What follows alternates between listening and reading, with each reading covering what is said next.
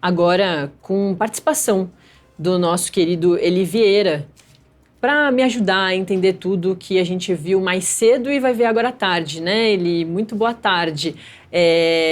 A partir de daqui a pouquinho, né? Estava marcada para as 2 horas da tarde.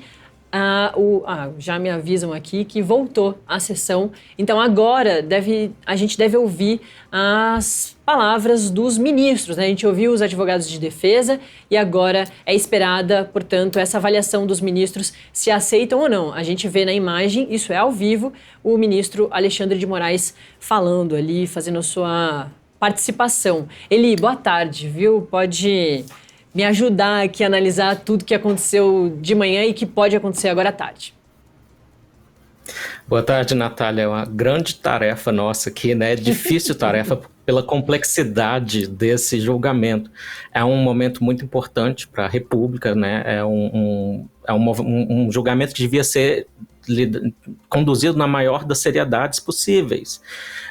E antes de falar a terceira turma, o núcleo 3, aliás, primeira turma, julgando o núcleo 3, é o núcleo que, se houve crime, é onde está, pelo menos na minha opinião, mais claro que houve algum tipo de crime ali, né? Ou uma insubordinação dos 11 militares, no mínimo, né? E esse policial, né, com esses áudios chocantes. Só que, como tem sido observado, quando a gente está num tema que está tão tocado pela polarização, a gente busca uma terceira opinião de fora. Então, a revista The Economist tem dito que estranha que seja a primeira turma que está julgando isso tudo, né? E o Barroso, o presidente da STF, reagiu a essa matéria da The Economist, foi mês passado, dizendo que houve um golpe e que o STF foi responsável por conter essa tentativa de golpe de Estado, que é o que está sendo julgado. A primeira vista que parece é que, então, o presidente da corte já está antecipando a conclusão, né? Se ele já disse que houve uma tentativa de golpe, então essa é a conclusão que a gente espera no final do julgamento. Então tá aí uma coisa estranha já. Outra coisa estranha, que tem a ver com os áudios aí do Vladimir Soares. Ele fala em decapitar o Alexandre de Moraes. Para mim parece uma retórica exagerada, né? Dita em algum grupo de WhatsApp. Então, o Moraes é o relator do caso. A vítima está julgando, né, o suspeito. Basicamente é isso. A vítima de uma suposta trama de assassinato contra ela própria está julgando. E isso no direito é estranho também. Então tem muitas coisas estranhas. Então é uma pena que a seriedade do julgamento como um todo seja comprometida por esse tipo de conflito de interesse, eu até diria. E é uma coisa que está sendo observada no exterior, não é apenas a minha opinião. E o que me chamou a atenção esta manhã, Natália, foi eu assisti a algumas das defesas, das sustentações orais das defesas. O advogado Jeffrey Schickini, né, de um dos coronéis ali, ele disse que a Polícia Federal teria omitido uma prova de inocência contra o cliente dele. Ele disse que no dia lá fatídico, de um ato preparatório, como dizem no jargão do direito, esse cliente estaria em festa de aniversário, seria aniversário dele, então ele teria um álibi ali que teria sido ignorado pela PF. Aí eu pergunto, a gente não tem que acreditar automaticamente nem na acusação nem na defesa, né? Cada um aí que está acompanhando o caso tem que olhar e tentar fazer o seu mini julgamento na própria consciência. É um padrão de comportamento da Polícia Federal isso? E ele cita ali o delegado Fábio Shaw? Parece que sim, porque a gente sabe, por exemplo, que no caso do Felipe Martins, o ex-assessor de assuntos internacionais do presidente Bolsonaro, a PF ignorou provas de que ele não estava no Brasil nas datas, né? E um desenvolvimento mais recente é que o Moraes saberia, inclusive, dessas provas e teria decidido ignorar. Então, é isso que me preocupa, Natália. É verdade essa fala desse advogado? Há elementos para a gente pensar que talvez seja. Então, é tudo muito preocupante. Pois é, e ontem a gente teve as oitivas do Núcleo 1, né? Também acho que é importante a gente sempre reforçar, porque fica confuso para todo mundo que está nos acompanhando.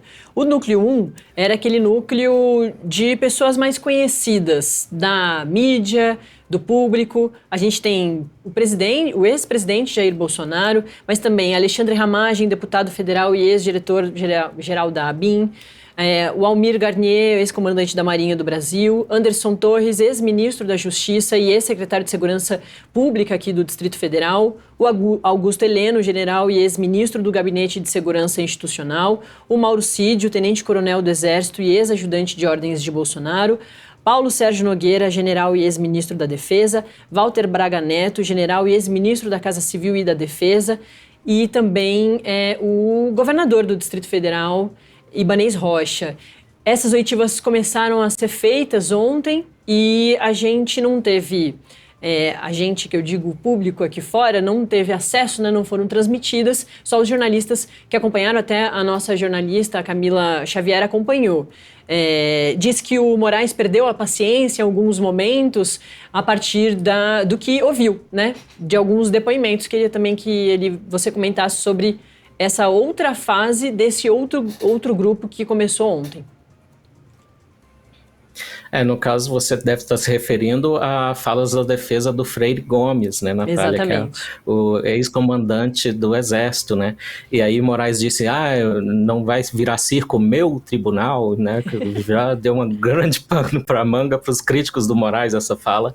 E assim, o que eu questiono, o que o Freire Gomes tem dito, ele tem contrariado a versão dada pela Polícia Federal, dentro do relatório de acusação da PGR, né? De certas coisas que ele teria dito ali no depoimento dele, por exemplo, que até uma tentativa de prisão do Bolsonaro, agora ele nega.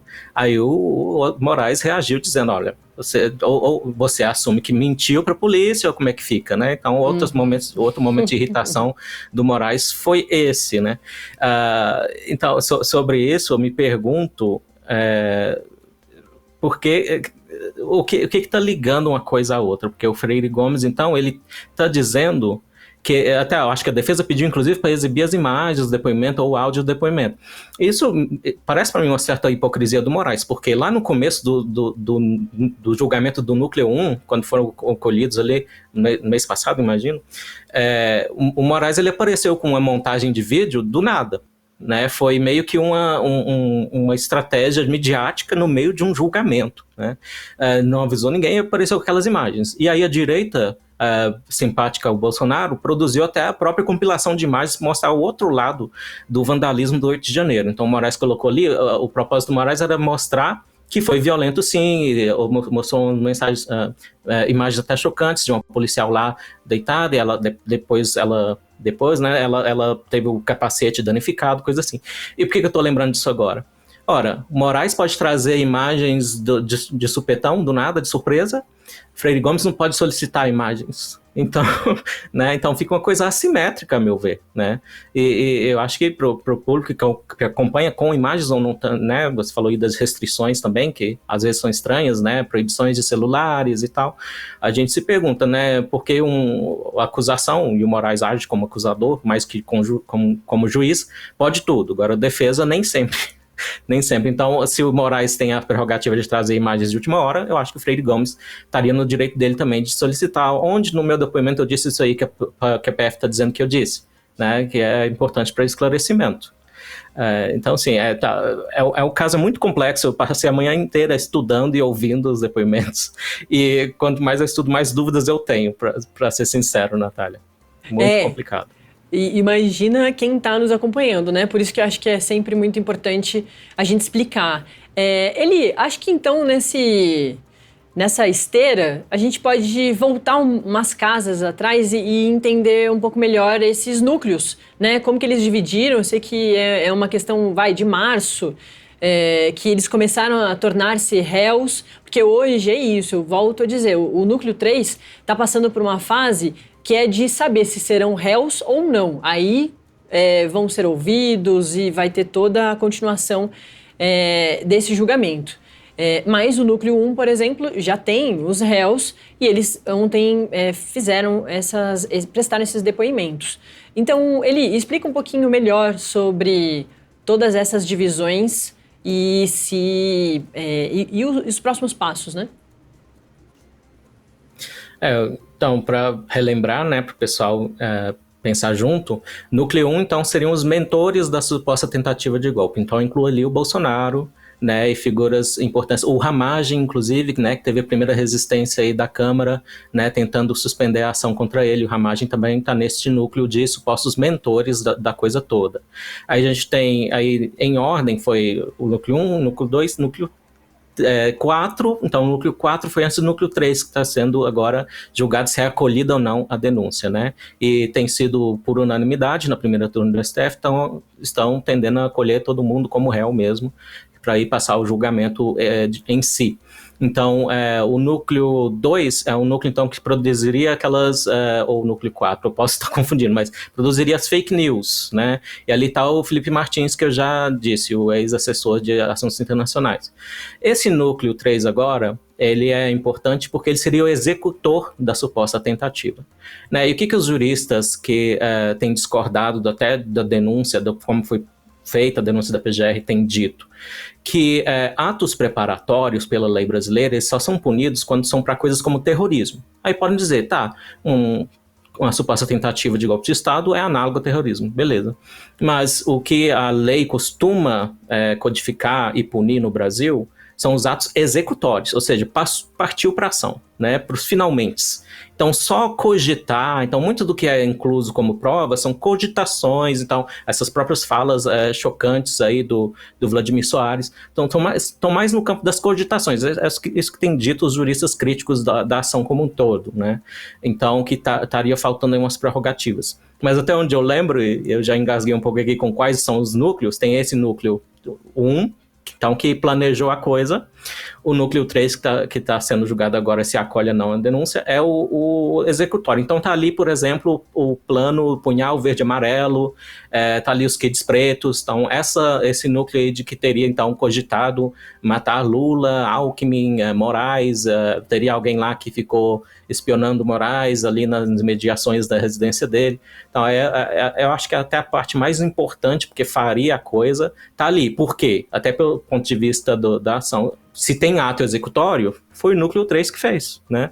Então, e é isso que é mais codificado por lei, ato executório. O que foi feito de fato? Porque só cogitar, só pensar, como disse aí, um daqueles 8 empresários que passaram muito tempo aí sobre a mira do Moraes por conversa de WhatsApp, um deles disse, eu prefiro um golpe do que o Lula no poder. Isso é uma mera cogitação, isso é uma opinião. Isso não deveria ser crime, então, tanto que ele não, né, no fim das contas, foi arquivada a ação contra esse empresário.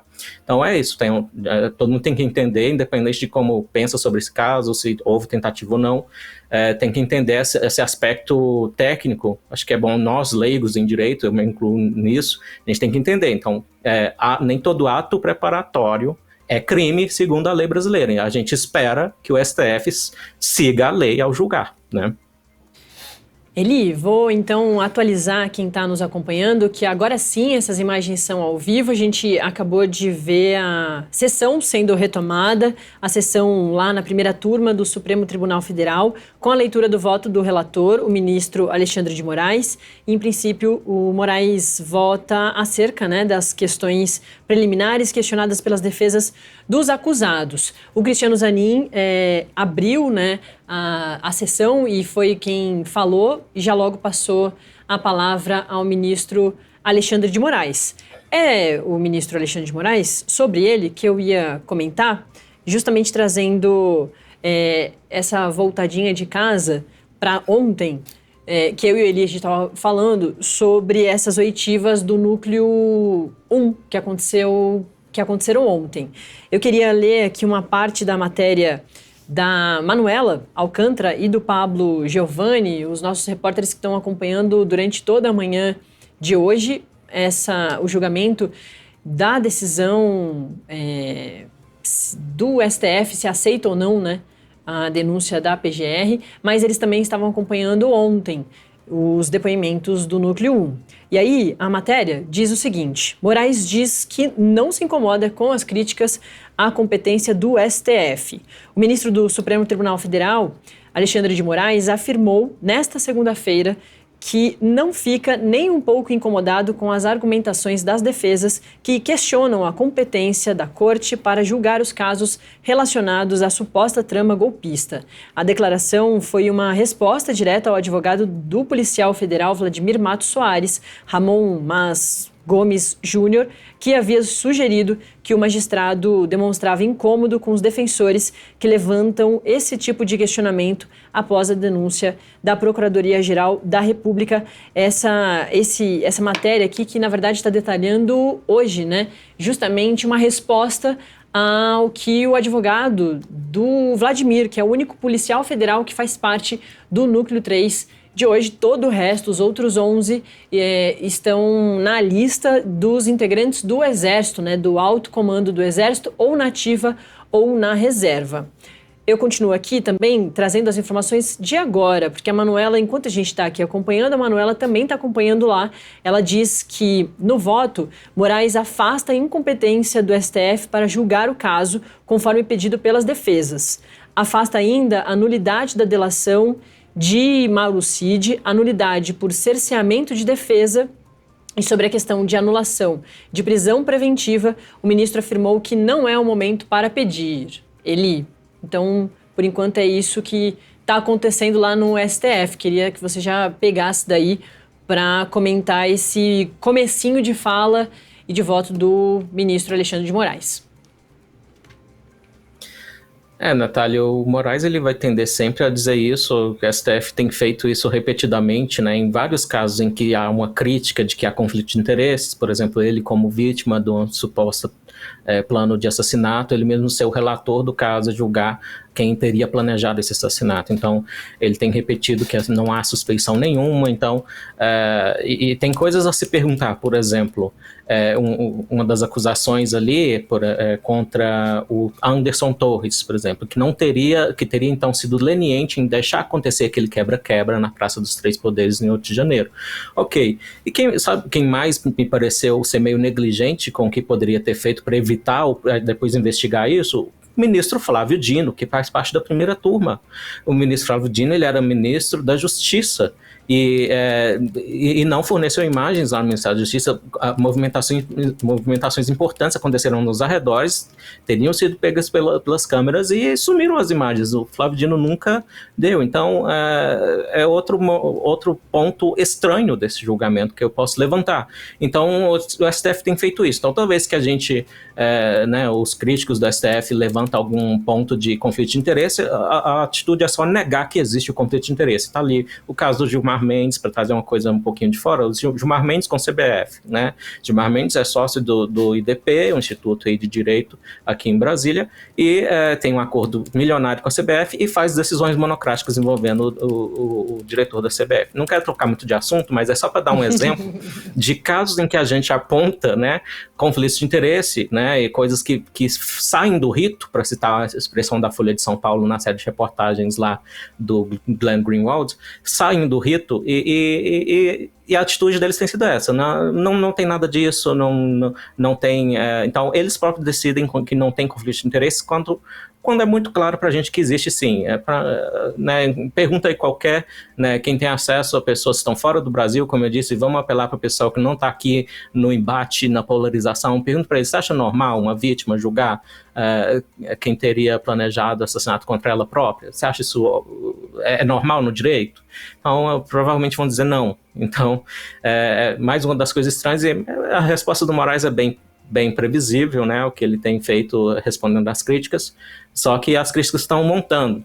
E, para voltar aí para os núcleos, tem um núcleo que eu não citei, que é o núcleo 5. E nesse caso fica facinho de entender, porque é um único integrante, um único potencial acusado ali, que é o Paulo Figueiredo. Então ele está lá nos Estados Unidos, ele teria feito uma articulação internacional para chamar por golpe. Eu vi imagens do Figueiredo usando no mínimo palavras duras ali, quando houve a decisão em 2022 das eleições, quando o Lula ganhou. Então, assim, na expressão do Figueiredo, eu concordo que ele passou de alguns limites. Só que, por que esse núcleo é importante? Porque ele toca numa questão internacional que está em desenvolvimento, vai ter sanções dos Estados Unidos contra o Moraes ou não? Porque está lá Eduardo Bolsonaro trabalhando ativamente com Figueiredo, imagino, em fazer lobby pelo governo Trump, aplicar sanções ao Moraes. Então tá aí uma coisa que liga a outra, né? Então o Moraes, vamos ver se o Moraes vai continuar podendo escapar das críticas só dizendo que não tem nada disso, deixa disso, e vamos ver se acontecer sanções mesmo. Acho que vai ter que dar uma resposta um pouco mais detalhada pra gente. Olha, a gente já tem um placar. 3-0. Moraes rejeitou todas as preliminares. O Flávio Dino votou para acompanhar integralmente o relator, o ministro Alexandre de Moraes. Em processos judiciais, as preliminares são questões que devem ser resolvidas antes de ser analisado o mérito da ação, ou seja, antes de se discutir o conteúdo principal do caso. Elas são relevantes para garantir a validade do processo e evitar que ele seja considerado nulo. E Luiz Fux acompanhou integralmente o relator, então tem a maioria para rejeitar as preliminares. Carmen Lúcia acompanhou Moraes, Zanin acompanhou Moraes. A gente tem aí os 5 ministros votando de forma muito parecida e acompanhando o relator, então preliminares rejeitadas por unanimidade, viu, Eli? Nenhuma surpresa, Natália, vamos combinar, não tem surpresa nenhuma nisso aí não. Eles têm acolhido todas, a unanimidade completa. Quando teve um suposto desentendimento entre Fux e Moraes, já foi resolvido bem rapidinho, os dois disseram nada disso, não tem desentendimento nenhum. Então, a corte está muito unida nesse projeto aí. Tem gente que chama que é de justiça, muita gente que acha que é outra coisa. Muito bem. Eli, eu vou chamar a nossa repórter Camila Xavier, ela está ao vivo aqui com a gente, mas aí é do Congresso. Vai falar, inclusive, de INSS com a gente. E aí eu já te chamo bem rapidinho, que daí a gente comenta um pouquinho sobre isso, e aí depois a gente acompanha um pouquinho mais sobre a STF. Camila,